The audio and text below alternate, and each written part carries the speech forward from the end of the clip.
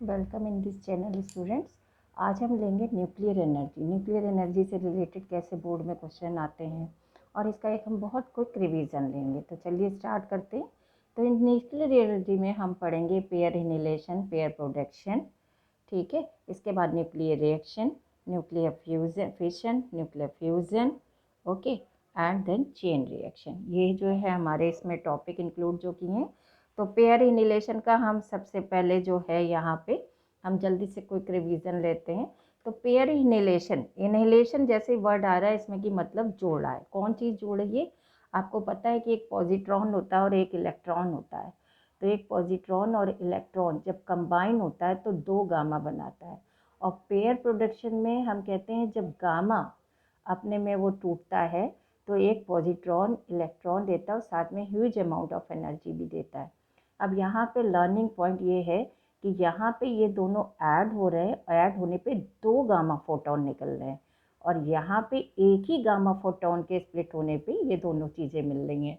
तो यहाँ पे ये चीज़ ध्यान रखनी है कि एनिहिलेशन में ऐड कर रहे हैं तो यहाँ पे 2, तो ऐड कर रहे हैं तो यहाँ 2 आएगा। और प्रोडक्शन में हम डिकम्पोज कर रहे हैं, तोड़ रहे हैं, तो यहाँ पे 2 गामा नहीं आएगा। इस तरीके से आप याद कर सकते हैं। अब न्यूक्लियर रिएक्शन और केमिकल रिएक्शंस में क्या फ़र्क होता है?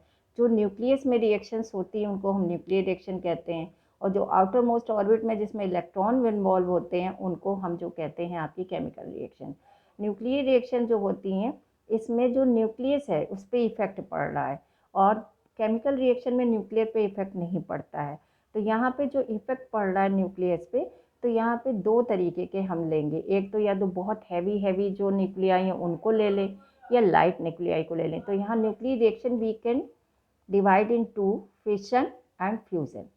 फिशन का मतलब यहाँ पे ये है कि जब हैवी न्यूक्लियस पे हम किसी लाइट एलिमेंट का बम्बारमेंट करते हैं तो ये हैवी न्यूक्लियस जो है वो डिकम्पोज होता है। किसमें टूट जाता है? 2 हल्के न्यूक्लियाई में टूट जाता है और इसके साथ एनर्जी भी देता है। लेकिन ये रिएक्शन हमारे अर्थ पे पॉसिबल भी है, रूम टेम्परेचर नॉर्मल उस पर भी हो सकती है। इसका रिवर्स प्रोसेस, इसमें heavy nucleus is converting in light nuclei और फ्यूज़न का मतलब कंबाइन करना, जोड़ देना।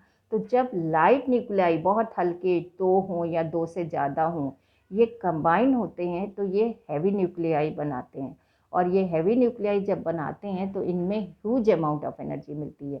इसके कंपैरिजन में इसकी एनर्जी जो होती है वो बहुत बहुत ज़्यादा होती है। अब ये जस्ट रिवर्स ऑफ फिशन है, फ्यूज़न जो प्रोसेस है। अब यहाँ पे एग्जांपल से देखते हैं कि यहाँ पे 1H2 + 1H2 हीलियम का आइसोटोप बनाता है 2He3, साथ में एक न्यूट्रॉन निकालता है और 3.3 मिलियन इलेक्ट्रॉन वोल्ट देता है। और जब ये 2H3 अगेन 1H2 से कंबाइंड होता है तो ये 2He4 हीलियम का बनाता है, एक साथ में प्रोटॉन देता है और 18.3 मिलियन इलेक्ट्रॉन वोल्ट, यानी टोटल, यानी कि हम दोनों को कंबाइन करके देखें तो यहाँ पे मेरे को 21.6 मिलियन इलेक्ट्रॉन वोल्ट की एनर्जी मिलती है। ये जो है लाइट न्यूक्लियाई, ये ध्यान दीजिएगा, ये बहुत बहुत ज़्यादा टेम्परेचर यानी हमारी स्टार्स पे रिएक्शन हो रही है। आप यहाँ पे देखिए ज़रा, जो हैवी न्यूक्लियस है, जैसे सपोज आपका यूरेनियम का U235 ले लें, तो ये जो ब्रेकअप होता है ये बेरियम में होता है, क्रिप्टॉन में होता है। बेरियम का 14456, क्रिप्टॉन का 8936 और साथ में 3 न्यूट्रॉन भी निकलते हैं और यहाँ भी गामा एनर्जी मिलती है। लेकिन जैसे बोला था इसकी energy compare to fission energy से कम होती है। अब न्यूक्लियर फिशन में एक चीज़ और होती है, यहाँ पे जब ये एक बार यूरेनियम का पूरा डिकम्पोज नहीं होता, एक एटम, एक न्यूक्लियाई जब ये है न्यूट्रॉन के साथ करता है, तो अब इसमें तो बहुत सारे हैं, तो ये जो 3 न्यूट्रॉन निकले हैं ये फिर से उसके साथ रिएक्ट करेंगे, फिर रिएक्शन बढ़ाएंगे, तो इस तरह लगातार हमारी रिएक्शन बढ़ती चली जाएगी। उसको हम कहते हैं चेन रिएक्शन। अब चेन रिएक्शन यहाँ पे 2 तरीके की होती है, एक होती है हमारी कंट्रोल चेन रिएक्शन, दूसरी होती है uncontrolled chain reaction. Uncontrolled chain reaction में अमाउंट एनर्जी दोनों में बहुत बहुत ज़्यादा है, लेकिन इसमें हम इसको यूटिलाइज पर्पस के लिए नहीं लगा रहे हैं, जैसे एटम बम है। तो atom bomb is based on your uncontrolled chain reaction. यहाँ पे फर्स्ट मार्क 1 मार्क्स का क्वेश्चन आ सकता है कि write the example of uncontrolled chain reaction of nuclear fission. Okay, और इसके बाद ऐसे भी पूछ सकते हैं, दो आप एग्जाम्पल लिखिए, एक अनकंट्रोल्ड का हो एक कंट्रोल्ड का हो न्यूक्लियर फिशन में। तो अनकंट्रोल्ड में एटम बम आएगा और न्यूक्लियर रिएक्टर से जो है हम इलेक्ट्रिसिटी जनरेट कर रहे हैं, ये कंट्रोल्ड रिएक्शन का एग्जाम्पल है। यहाँ पर जो है फिशन में हमेशा अभी तक जितनी मिली है हमारी अनकंट्रोल्ड चेन रिएक्शन मिल रही है, और इसका एग्जाम्पल जो है वो हाइड्रोजन बम है। अब यहाँ पे क्वेश्चन फिर से एक आ सकता है कि write the name of process where hydrogen bomb और एटम बम इज बेस्ड। तो hydrogen bomb is based on fusion because the hydrogen सबसे हल्का है, तो यहाँ पे हाइड्रोजन में ऐड हो रहा है। और यहाँ पे जो ये एटम बम है इसमें यही यूरेनियम इसको यूज़ किया जा रहा है, लेकिन इसमें इसकी एनर्जी को, ये जो यहाँ पे 3 न्यूट्रॉन हमारे निकल रहे हैं, ये दोबारा 3 अटैक करेंगे तो हर एक में से फिर 3 निकलेगा, तो इस तरीके से बहुत बढ़ती जाएगी। इसको कंट्रोल नहीं किया गया है, तो ये एटम बम है जो आपके जापान के नागासाकी हिरोशिमा पे डाला गया था। तो ये यहाँ पे atom bomb is based on fission and hydrogen bomb is based on fusion. फिर इसके बाद क्या, ये अर्थ पे कौन सी रिएक्शन पॉसिबल है? अर्थ पे रूम टेम्परेचर और एटमॉस्फेरिक प्रेशर पे आपकी ये वाली रिएक्शन प्रोसेस है पॉसिबल है, फिशन वाली। फ्यूज़न वाली जो है वो आपकी यहाँ पे पॉसिबल नहीं है क्योंकि यहाँ हाई टेम्परेचर प्रेशर चाहिए, तो ये आपकी स्टार्स वगैरह पे, वहाँ पे क्योंकि बहुत बहुत जहाँ पे टेम्परेचर है तो वहाँ पे आपकी ये पॉसिबल है। ये जो रिएक्शन है इसकी वजह से सन पे जो रिएक्शन हो रही है फ्यूज़न की हो रही है, इसकी वजह से हमको यहाँ पे हीट एंड लाइट मिल रही है, ये सारी की सारी हार्मलेस है।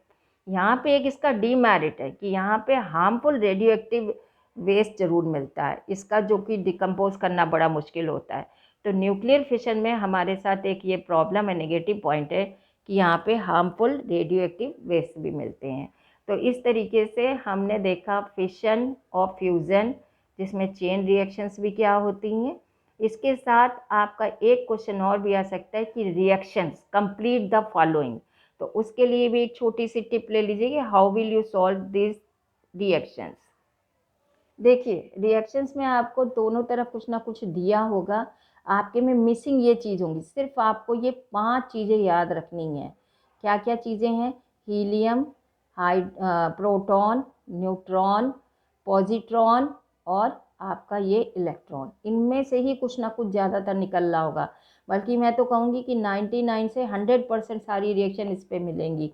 अगर आपका एटम वगैरह जो है वो तो कन्वर्ट हो रहा है, एटम वगैरह हो रहा है, लेकिन जो पार्टिकल्स मिलेंगे वो आपको इधर लेफ़्ट साइड या राइट साइड मिलेंगे। दूसरी चीज़, कभी भी रिएक्शन को सॉल्व करने से पहले आप सबसे पहले ये देख लीजिए लेफ़्ट साइड रिएक्टेंट जितने हैं उनका टोटल मास नंबर और एटॉमिक नंबर कितना है, उतना ही राइट साइड होगा। इसी से हम एनालाइज करते हैं। अब जैसे यहाँ पे हम देखें कि 88 दिया है और RA226, अब यहाँ 226 कन्वर्ट हुआ है 224 में, यानी 4 का हमारा डिफरेंस आया है। ओके, और यहाँ पे देखिए 88 से 86 2 का आया, तो अब ये कि 2 और 4 किस में होते हैं? हमारे हीलियम में होते हैं, तो यहाँ पे हमारा हीलियम आएगा। ओके, इसके बाद नेक्स्ट एग्जांपल देखते हैं। जैसे यहाँ पे बेरिलियम में 4 9, यहाँ पे लेफ्ट साइड में क्या आएगा हमको बताना है, जबकि ये कार्बन में कन्वर्ट हो रहा है, लाइट से हैवी में जा रहा है, न्यूट्रॉन मिल रहा है। अब यहाँ पे देखिए 6 + 0 6, और यहाँ पे हमारे पास है 4, तो यहाँ पे हमारे पास 2 तो आना ही आना है। इसके बाद यहाँ 9 है और यहाँ पे देखिए 13।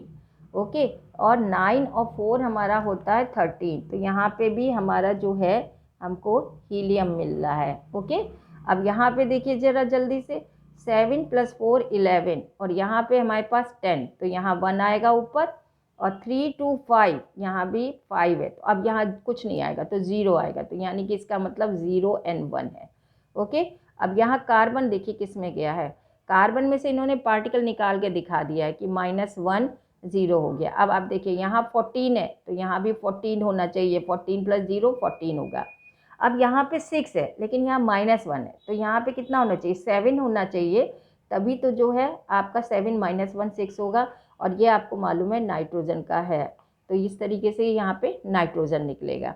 अब 1H3, ये देखिए 2He4 में बन गया, तो यहाँ 1 है और यहाँ पे हमारा जो है 2 है, तो हमें यहाँ पे -1 चाहिए तभी 1 मिलेगा।